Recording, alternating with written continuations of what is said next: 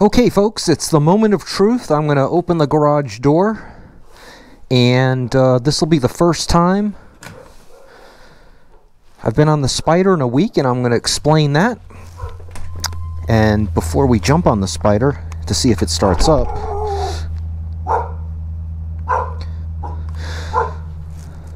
good morning guys, my neighbor's dogs. We're going to check the tire pressure. And oh no, look at this bike. So the bike has been in the garage for a week, and the tire pressure for the fronts is just below 19, which is fine with me. Let's see where the rear kicks in. You'll see that it's showing my battery 26.3. I'm fine with that. It's showing this is the Fobo Bike 2 tire pressure monitoring system. I did a whole video on this, and it's showing that the battery is like half done, and the thing's like just a few weeks old. So that's not the case. I think that happens. Spyder Wayne commented on my video that happens in the cold weather, so I'm not worried about that. What I am worried about, so we're going to see if this thing starts up. I've got the trickle charger on it, so it should start right up. But look at this. Look how dirty this machine is. Oh my word. I don't know if the GoPro's capturing this. So I know I should have expected it to be dirty, and I'll explain why, but I didn't know that it was going to be this dirty. Oh my word. So we are not going to ride the Spyder right this second. We're going to wipe it down. I don't want to sit on the dirt and all the rest of it. We're going to wipe down some of it, and then we're going to go for a ride. We've got lots to talk about. Okay, we're going to try this again, folks. So I wiped the bike down. It is still horrifically dirty, but at least the seat isn't dirty. The seat's a little wet. I forgot to dry it off, but that's okay. So now the moment of truth. I'm going to unplug the trickle charger. This bike has not been started in a week, almost exactly 1 week, and this is the first time since I've owned the Spyder, however many months. It's now early December. I bought this in mid-March. It's the first time this thing has ever sat in the garage for a week. Now it's had the battery tender on it, so it should be okay, but we're going to find out together. Wow, my windshield is probably going to freeze up because of the water on it, but that's okay. So lots to talk about, and I hope that you're hearing me well. I know my audio is pretty good with my setup for motovlogging, but I am wearing, I believe for the first time since I've been shooting YouTube videos, I am wearing a balaclava underneath my helmet. So it's between my helmet and my, between my mouth and my microphone, there's a slight layer. There's actually venting, but the way it's kind of wrinkled up, it wouldn't surprise me if there's bunched up fabric basically between my mouth and the microphone. So hopefully the audio is going to come out okay, because we've got a lot to talk about. So let's go for a ride and we'll talk about it. So you may notice a light dusting on the ground. No accumulations, nothing at all on the grass, but the pavement seems to have a slight dusting on it. This is the Tuesday after Thanksgiving, and some of you have actually asked me about it in comments, but the Buffalo South towns got hammered, and some of them are still getting hammered with snow over the past few days. But this is what we got in Niagara Falls, and this is not at all uncommon, and it has to do with Lake Erie, the winds, the prevailing winds that come off Lake Erie, and they dump everything to the west of Lake Erie with snow. But Niagara Falls, New York is not west of Lake Erie, it's west of what's called the Niagara Peninsula, which is a dry landmass in Canada. So anyway, long story short, there are many times when they'll get multiple feet of snow, and you might see it if you're watching a Buffalo Bills football game, and we don't get anything, or we'll get a very light amount of snow. We do get snow here, but nothing like they get in the Buffalo South towns. So the reason why the motorcycle has been in the garage for a week is because of Thanksgiving. So if you've watched my channel for a while now, you know I make trips to Rhode Island for holidays and whatnot because I have family in Rhode Island. And before I bought the Spyder and before I sold my car, I knew that I'd be making trips for Thanksgiving, Christmas, and Easter that may require me to rent a car. And that's exactly what I did. I rented a car for a week. The temperatures were in the 40s on the day that I left, which was the Tuesday before Thanksgiving. I'm feeling a little drift. The roads are very slippery. I'm feeling it when I'm accelerating. Anyway, I'm gonna have to be careful here because the roads are super slippery. But and that's all over the news.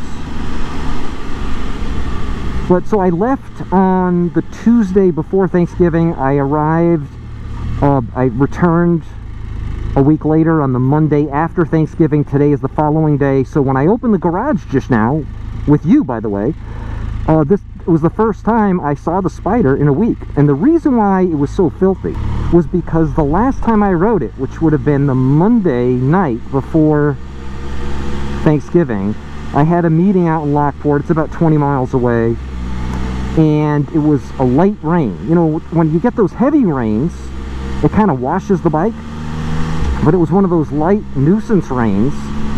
And a lot of what hit the Spyder was rain being either kicked up from other cars or from the Spyder itself.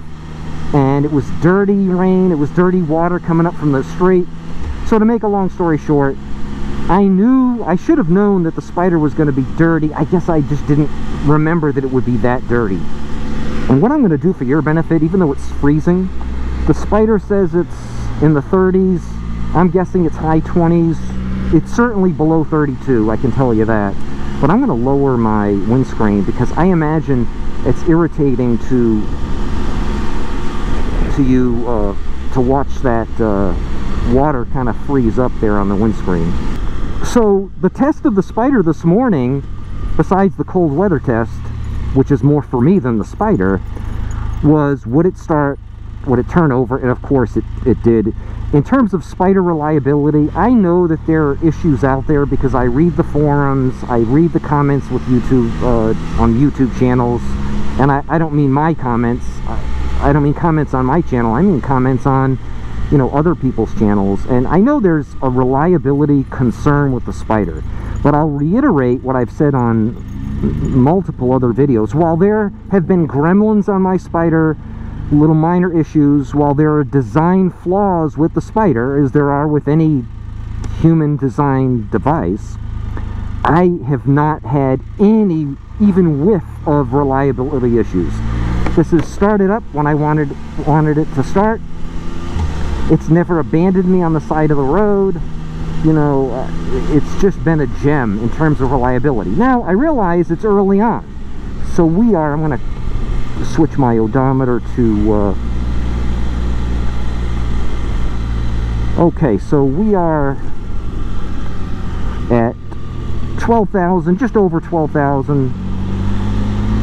My eyeglasses are not perfectly aligned. My glasses are progressives, and they're not perfectly aligned where they should be because I've got that balaclava underneath my helmet, and I could see perfectly. We're safe, but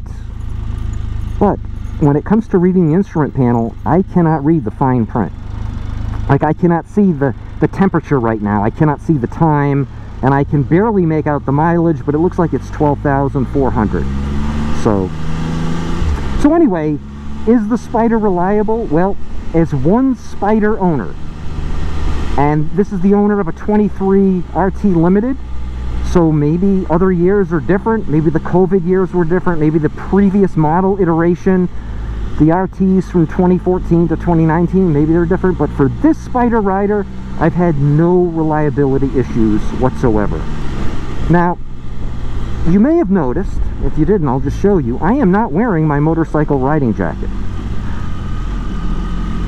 I got a brand new jacket. I don't know, a month or so ago, and I love that jacket. It's a Tourmaster WP waterproof Highlander, I think it's called, and I love that jacket. But I'm not wearing that jacket. I'm going to explain why, but before I explain why, we're going to enjoy the view here. I'm sure this bridge is very icy, as most bridges are in the cold weather, but I'm going to just take it slow. Is anybody behind me? No. So you can enjoy the Canadian skyline. That's the upper Niagara River Rapids, and now we're looking east.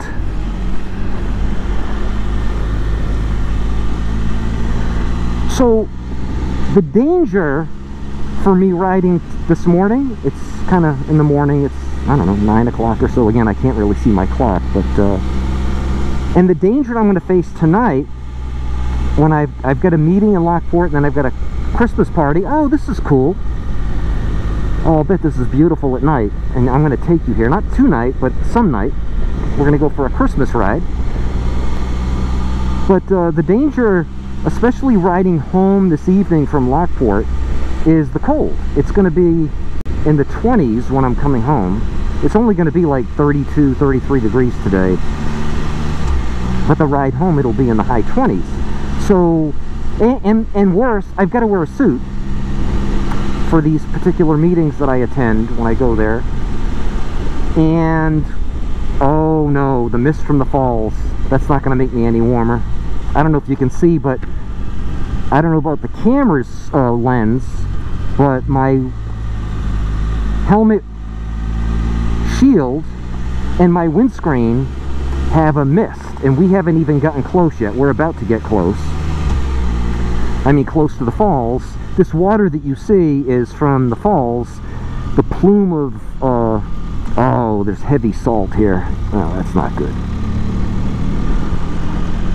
I know I'm rambling, please forgive me, but this water and this ice, so if you see that sheet of ice, that is like a skating rink right now. That is dangerous, and they have it closed off. I don't know if you can see the cones there, because that mist rises, oh, the trees are beautiful. So this is a better thing to look at to explain the mist. So if you see the ice on the trees, that's from the mist that blows up from the falls. It kind of creates its own weather system. There are times when this is like a winter wonderland, all because of, I want to make sure no one's behind me, because of Niagara Falls, because of the waterfall. And I will definitely take you here when it's just absolutely white and beautiful. This is just the beginning because it's super early in December. But anyway, so going back to the cold and the jacket and riding the Spyder in these conditions, if I had a car and I was going to this meeting tonight and this Christmas party after the meeting, I would wear a suit. And I'd have an overcoat over the suit, like a dress overcoat, not something made for, you know, extreme weather, but something that's kind of dressy. And I'd have, of course, a pair of leather gloves and a hat on my head to keep warm. That's if I was driving a car. But because I'm riding a Spyder, I would get, you know, hypothermia if I was dressed like that. So I want to be as warm as possible. So for my legs, I still have to wear a suit, but what I'm going to do is wear, and I've got them on right now, even though I'm wearing jeans, not suit pants. The jeans are much warmer than suit pants, as you know. But underneath these jeans and underneath this jacket is, underneath the jacket is a turtleneck, and underneath the turtleneck and the jeans are thermal layers, what we used to call long john underwear. I guess we still do. But over the turtleneck, I have an LL Bean winter parka. And I find myself wearing this winter parka or another winter jacket I have on cold days instead of my riding jacket, because they simply provide far superior comfort in terms of warmth. Do you see all the salt on this road? I know they've got to do that. If they didn't do that, it'd be an ice rink. But that's not good for the Spyder, and it's not good for me. But we're gonna live with it. So these jackets provide no abrasion protection. If I hit the pavement at high speeds with this jacket, it's gonna shred like my skin's gonna shred. And there's no padding, right? My riding jacket, most riding jackets have elbow padding, shoulder padding, minimal back padding. This has no padding because it's not meant to hit the pavement at 70 miles an hour. It's meant to, you know, go walking in the woods when it's 25 degrees out. But because I'm on the Spyder, I feel that the abrasion protection and the padding is, while you're not invincible on the Spyder, I did a whole video on, is the Spyder safe? Is it safer than a motorcycle? Is it as safe as a car? I did a whole video on that, and that video got a lot of reaction. But in my opinion, on a night like tonight, safety involves keeping warm and not catching hypothermia. And not that I would get hypothermia with my riding jacket, because it's a nice jacket with a nice thermal layer. But even with that thermal layer, it is simply not as warm as this jacket is. So I'll be wearing this jacket not only today, but when I go for my ride tonight. Now, for those of you who are relatively new to the channel, my guess is the sun shining into my camera, which does not have a ND filter on it right now, those sunglasses for the camera, my guess is that's going to create a real washout problem for the video that you're watching. We'll know soon enough. I'll know it when I edit it, and you'll know it as we're watching it. But this is kind of a good test of not using the ND filter with the settings that I use on my GoPro, with the sun shining into it. What does that do? One more time over the bridge.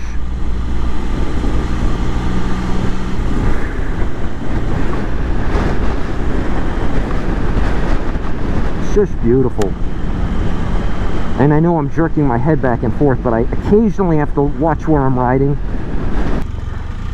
So back to, if you're new to the channel or relatively new to the channel, you might not have seen my videos when I first bought the Spyder, when I was kind of doing the calculation of why I'm not using a car and not owning a car. I sold my car on, I believe it was April 2nd. It's now December, I guess it's December 3rd. But I did some rough math, and I basically said, look, it costs me $950 a year just to insure my car, because some people said, look, just keep the car in the garage, so when you need it, you have it. But it cost me $950 just to insure the car. So I rented a car for a week, and I paid, I think my average was $62 a day. I did a really thorough calculation of what it would cost me to keep that car insured, inspected, registered, versus how many times I'm gonna, rent a car. Now, I think I'll probably be renting a car for a few days around Christmas time. Now, I say probably because there have been times when it's been in the 50s and the 60s, even in the 70s here and in Rhode Island, and between those 2 points, at Christmas time. That's a fluke, but it could happen, and if it does, I'll take the Spyder, and if I do, you'll come along with me. I also calculated a need to rent the car in Easter, because sometimes Easter is in, mid-March, and, it could be bad weather. But next year, meaning 2025, Easter is late April, so I am quite certain that I'm going to be able to ride the Spyder in late April between here and Rhode Island. And riding around like I am right now within the city of Niagara Falls, riding tonight to Lockport 20 miles in cold temperatures is one thing, because it's 20 miles. It's a short distance. Doing that at highway speed, 75 miles an hour, for 7-8 hours, 460 miles, that's different. That's just different. And so the rule of thumb I'm using right now is, if the temperature is going to be in the 30s or highs in the 40s, I'm not going to do that kind of long distance highway ride. I'll go out for an hour on the highway if I have to run to Rochester for some reason or something like that, but I'm not going to ride hundreds of miles in those temps. But if it's a low in the 40s and it's going to get up to the 50s, even if it's going to get up to just 50, I think I can bundle up and do that for an all-day ride. At some point I'll actually do it, and if I do, I'll bring you along with me. It'll be a whole test video, and we'll see how it goes. Now, I'll say now what I've said in some of my early videos. I am in no way advocating anybody ditch their car and use the Can-Am Spyder as their sole conveyance. That's not what this channel is about. Not at all. This is a very, very unique situation I happen to be a minimalism who was intrigued by the idea of not having a car even before I even thought about buying a Spyder. Between things like Uber, between the rise of self-driving cars and what Elon Musk is doing and Waymo and all the rest of it, between the fact that I had a two-wheel motorcycle that I was using even in the cold weather. I would never ride a two-wheel motorcycle on a day like today where the roads are like this. The Spyder with its 3 wheels, it's 1,000 pounds, its heavy anchor to the pavement, and the flat car-like tires, I feel much more comfortable on a day like today. But two-wheel motorcycle, this is a recipe for disaster. I know some of you do it, God bless you, I admire you, but I would never do it. But when I had a two-wheel motorcycle, if I didn't have the car, for, I don't know, 95% of the days in Niagara Falls, I could take it out. And on those days where I couldn't, I would just use an Uber, or have Instacart bring me groceries, or rent a car if I needed it for the day, whatever. So I am not advocating anybody do what I did. I'm going to put the windshield up now. It looks like the water's kind of dried off, and it's not as bad as I thought it would be.